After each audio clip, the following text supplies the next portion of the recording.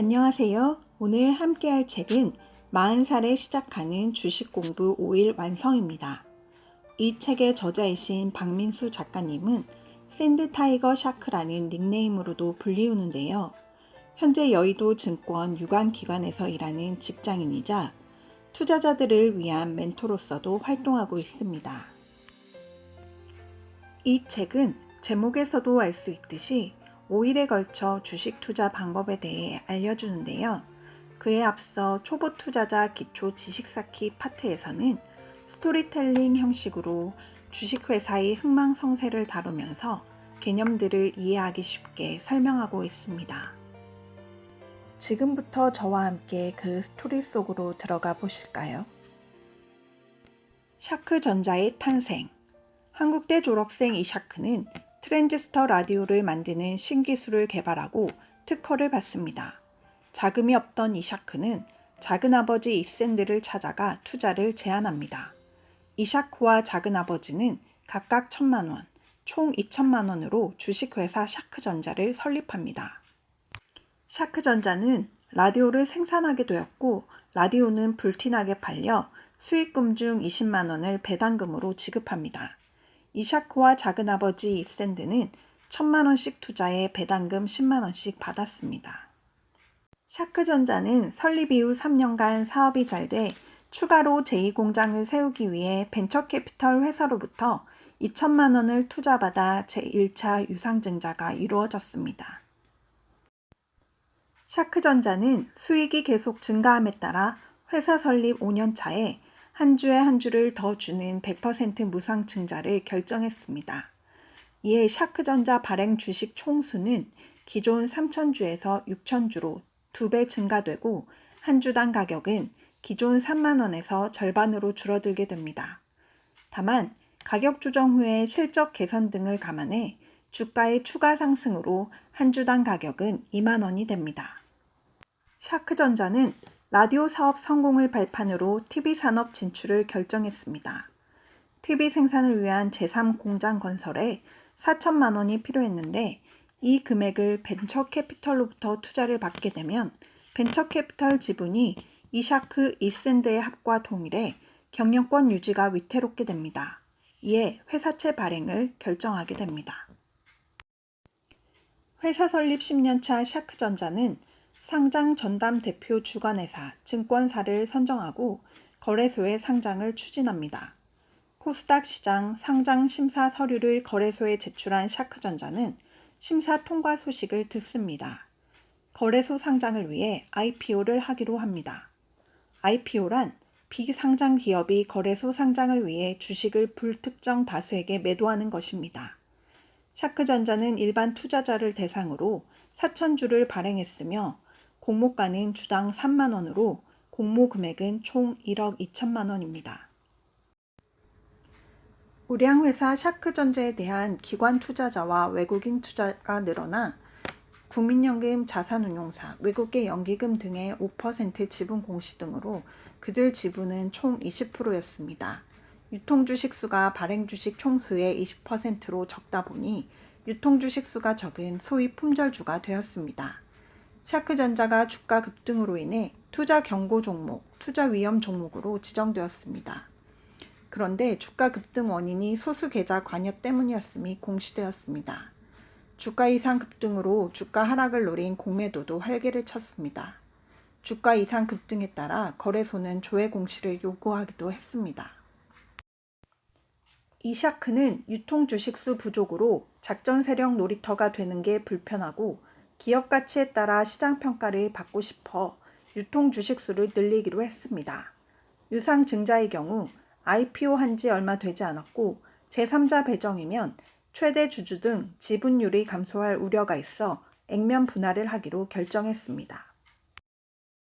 작은아버지 이샌드의 욕심이 결국 화를 부릅니다. 작은아버지 이샌드는 벤처캐피털과 합심해 조카 이샤크를 몰아냅니다.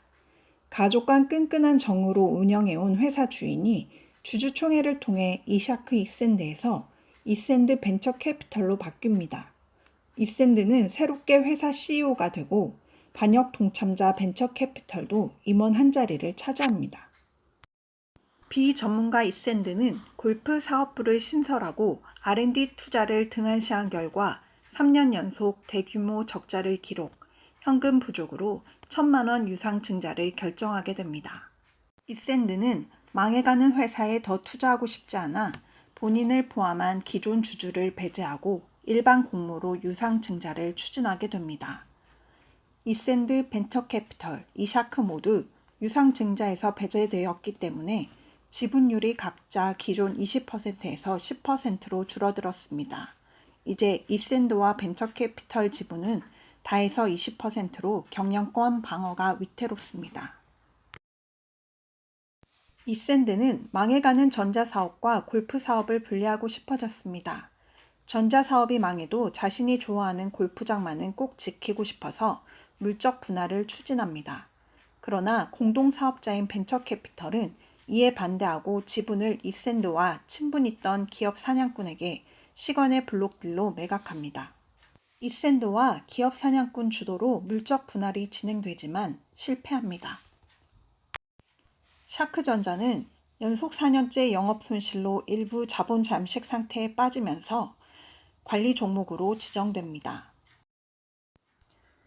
유상 증자나 회사채를 통한 자금 조달이 어렵게 되자 주식 관련 사채를 2대1 무상 감자를 전제 조건으로 명동 사채업자에게 발행하게 됩니다. 결국 이샌드 등 기존 주주 보유 주식수가 반으로 줄어들고 감자 여파로 주가도 지속적으로 폭락하게 됩니다. 샤크전자는 2대1 무상 감자 후 연이자율 10%의 신주 인수권부 사채 500만 원을 발행하기로 합니다. 신주 인수권부 사채는 발행된 후 계속된 주가 하락에 가격 조정이 되고 신주로 교부될 수 있는 주식수는 더 늘어나게 됩니다. 만약 신주 인수권부 사채가 주식으로 교부되면 회사 경영권은 명동 사채업자에게 돌아갑니다. 작은아버지 이샌드는 허울뿐인 최대 주주 대표이사일 뿐입니다. 작은아버지 이샌드와 동업자인 기업 사냥꾼은 더 이상 회사 경영에 의지가 없습니다. 주식 관련 사채 발행을 몇 차례 더해 최대한 자금을 빼돌릴 심산으로 대규모 적자인데도 흑자처럼 회계 조작을 했습니다. 회계장부 조작을 통해 주식 관련 사채 발행과 상장 폐지를 피하고자 했으나 회계법인은 분식회계에 따른 감사 의견 거절 입장을 내놓게 됩니다. 회계법인 감사 의견 거절은 상장 폐지 사유로 감사 의견 거절이 공시되면서 샤크전자 주식은 매매 정지되었습니다. 설립 18년 차 샤크전자가 거래소 역사로 사라졌습니다. 상장 폐지 결정이 난 후 기존 주주들에게 주식시장에서 마지막으로 매매할 수 있도록 거래소는 7영업일간 정리매매 기간을 줍니다. 이 기간에 못 팔면 거래소에서는 매매 기회가 거의 없습니다. 정리매매 기간의 매매는 30분 단위 단일가 매매로 상하한가가 없기에 이유 없는 폭등 장세가 가끔 연출됩니다. 하지만 마지막 보유자는 폭탄을 맞는다는 사실을 기억해야 합니다. 지금까지 샤크전자의 성장과 몰락을 통해 초보 투자자가 알아야 할 기초 지식을 쌓아봤는데요. 본격적으로 종목 고르는 비법을 공부해 보도록 합시다. 종목 선정 1단계 3년간 단기 순이익을 보자. 단기 순이익은 1년간 회사 순수익으로 모든 이익에서 모든 비용과 손실을 뺀 차액이다. 영업손실 단기 순손실 회사는 1단계에서 탈락이다. 3년간 영업이익과 단기 순이익 추이를 연 단위로 파악해보자. 종목 선정 2단계 시가총액을 보자. 초보 투자자는 주가만 본다. 주가만 보는 것은 코끼리 다리만 만지고 코끼리 전부를 이해하려는 것과 같다. 중요한 것은 주가와 주식수를 곱한 시가총액이다. 종목 선정 3단계 미래 PER을 보자. 1단계 향후 단기 순이익과 2단계 시가총액을 이용해 미래 PER을 구한다. 미래 PER 10배 이하로 실적 예상 대비 저평가 기업을 찾아야 한다. 종목 선정 4단계 3년간 부채 비율, 당좌 비율, 유보율을 보자. 유상증자, 주식 관련 사채 발행 리스크를 피하고자 3년간 부채 비율, 당좌 비율을 확인하고 유보율로 안전성과 무상증자 가능성을 판단한다. 종목 선정 5단계. 뉴스와 공시를 보자. 재무자료에서 찾지 못한 악재 확인을 위해 뉴스, 공시를 체크한다. 투자 판단 기준인 향후이익 추정치와 고배당 여부도 점검한다. 종목 선정 6단계. 3년간 시가 배당률을 보자. 배당은 주주들에게 회사 이익을 나누는 행위다. 배당을 주는 회사는 단기 순이익이 발생하는 우량 회사다. 주가가 저평가되어 있음을 판단하는 주된 기준은 첫째, 미래 PER, 둘째, 시가 배당률이다.